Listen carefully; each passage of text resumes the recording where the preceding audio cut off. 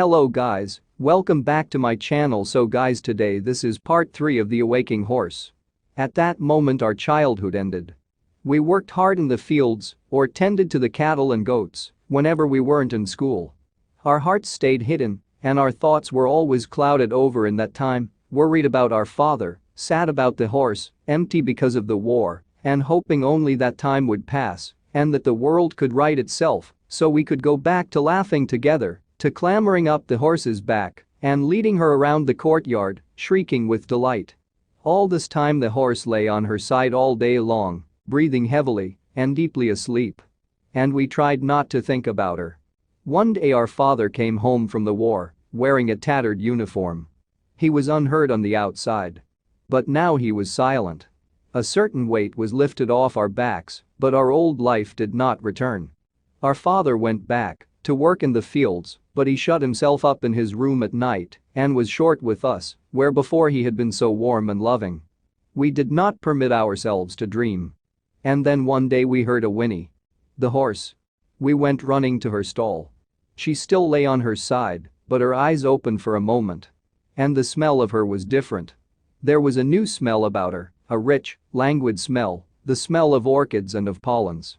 Then, for a few days, we heard snores and coughs from the horse's stall. She was still asleep, but sometimes her eyes opened for a moment at a time.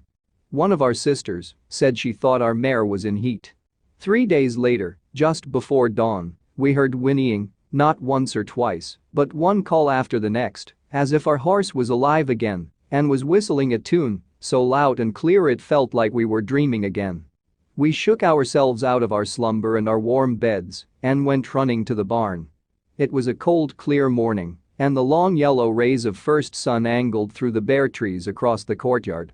The birds had come back and were calling to one another as they flitted from place to place, and the chickens in the yard had clustered about, waiting to be fed.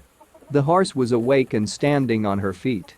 Her eyes were dull, as if she wasn't fully awake yet, but great clouds of steam flowed from her nostrils as her warm, moist breath flowed into the crisp morning air. It was unbelievable. She blinked as if she didn't quite recognize where she was, or why she was here, or even what she wanted yet. But she was awake, and she was standing on her own. We crowded around her, wanting nothing more than to touch her warm flanks, to pet her warm, strong neck, or to touch the soft spots around her mouth and nostrils, which were black in color and as soft and warm as porridge. Then our father came and shooed us away. He stood